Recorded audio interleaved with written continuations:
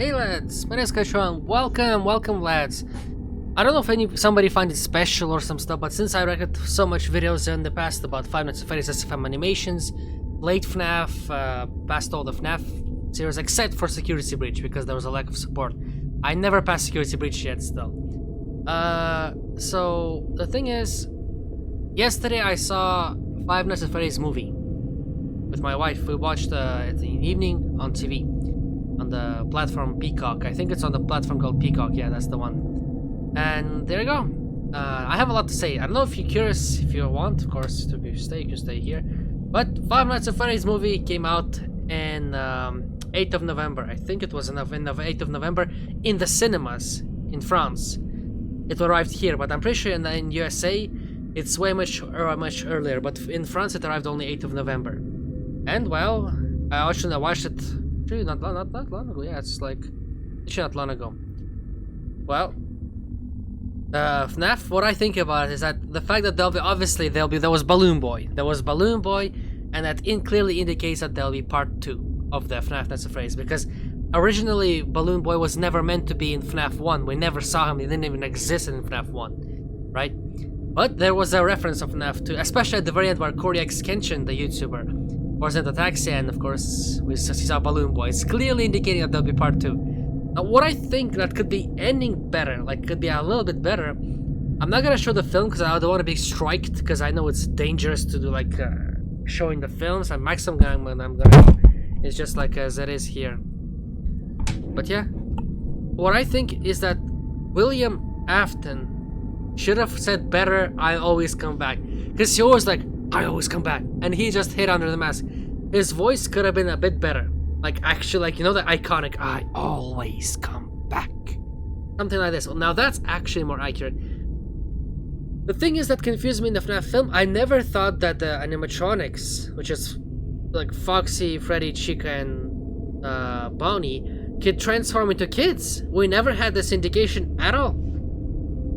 We saw it specifically with the Abby, which is the kid of security guard, which is Mike. So Mike's sister, no, it's a sister of his sister, yeah, Abby, not the kid. His sister is Abby. And the funny thing is, I think she can only see them turn into like this kid's form. Because I saw, there was a specific moment where Foxy transformed, like, kind of like changed his form from animatronic, from kids to animatronic, which actually kind of weird.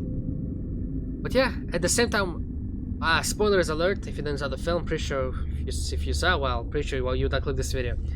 But the thing is, the funny, weirdest part is that the fact that William Afton is still not dead, clearly. But the weirdest part, the kid, Freddy, which is the kid, Freddy himself, the kid possessed inside the body, transformed back to his own self, and opened the door, seeing William Afton still suffering in the corner of the kitchen. He was trying to put his hand, like, point out to him. And then he just closed the door. So technically Freddy, which is the kid form of Freddy, can still approach adults, not just specific to Abby. So they can also approach the adults shown on them, because Mike could only see the form of the kid through his dreams with the pills. He took specific pills to sleep, and that's the only time he could actually see the kids, the 5 killed kids. So that's the thing. Pretty interesting how Abby also had these drawings, which corresponded to the drawings of the animatronics. I think the film overall, to me, it's actually like a good solid 9 out of 10. There was some points I don't like. Of course, this voice, this is small, tiny stuff. They could focus a little bit more on animatronics in the film, because I noticed there was too much personal life of Mike that included, and the kid. There was not that much like moments of animatronics, especially I really like the moment where the guys who broke in was actually like killed by animatronic, every single one of them. I do feel kind of pity for the girl, because he was a bit hesitant to, like, in all of this operation. He was the only one who was like hesitant and didn't want to do all this, and she took care of the kid of Mike while he was working. Like, it's kind of upsetting how she died. Like, it's just, she, in my opinion, she doesn't deserve to die, to have this fate, you know. A good spook maybe, right? But maybe losing an arm or stuff, but not like truly dying by like half body kind of thing. That's creepy for me. The things that I liked is the fact that how they introduced animatronics, exactly how it is in FNAF 1. The stage, and Foxy has his own Pirate's Cove separate. That's the cool part. Now, obviously, we all know that there'll be FNAF Part 2. Yeah.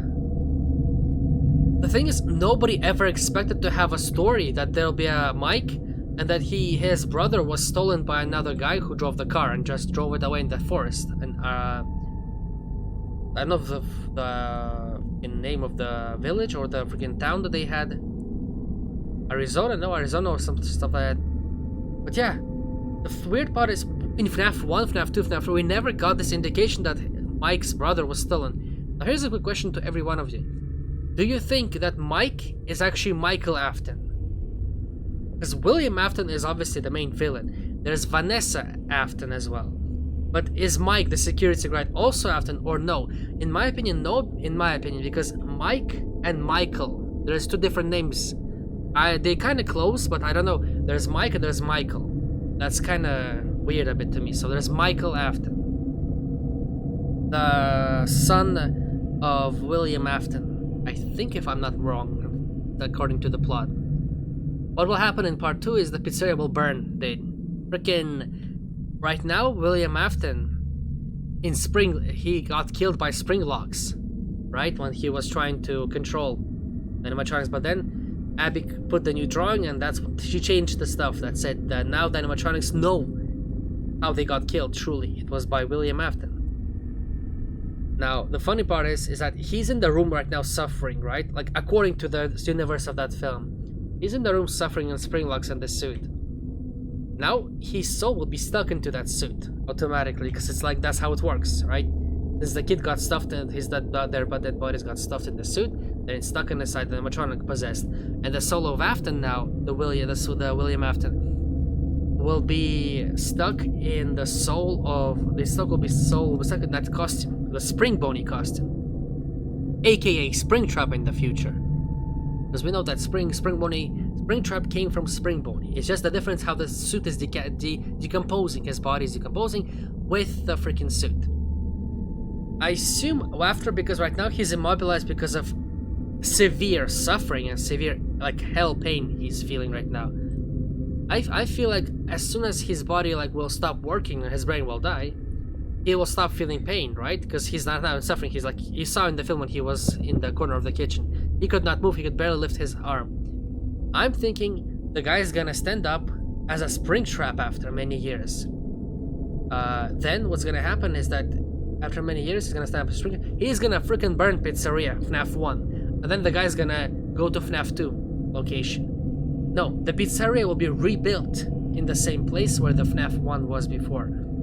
And there'll be some kind of rich guy who will rebuild the animatronics with build a new pizzeria, which will be the toy animatronics, Toy Chica, Toy Freddy, and Toy Boney, and Fox, of course, as well.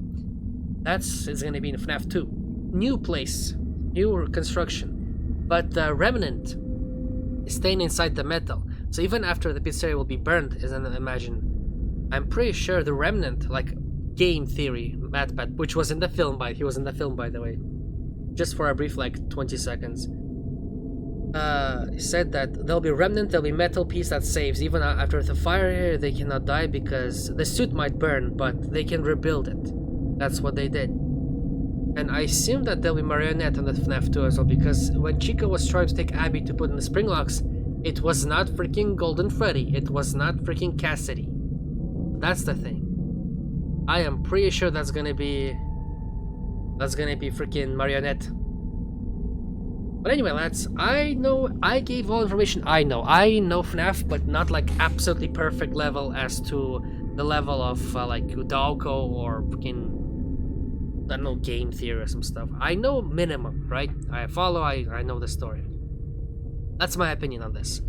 Anyway, I think I give it a 9 out of 2. Don't be pissed off. That's a high rating at base. It's a very excellent film. Me and my wife really liked it. We both liked the film. We shared opinions. It's a really good film. She liked it. I liked it. It's a really good film in general.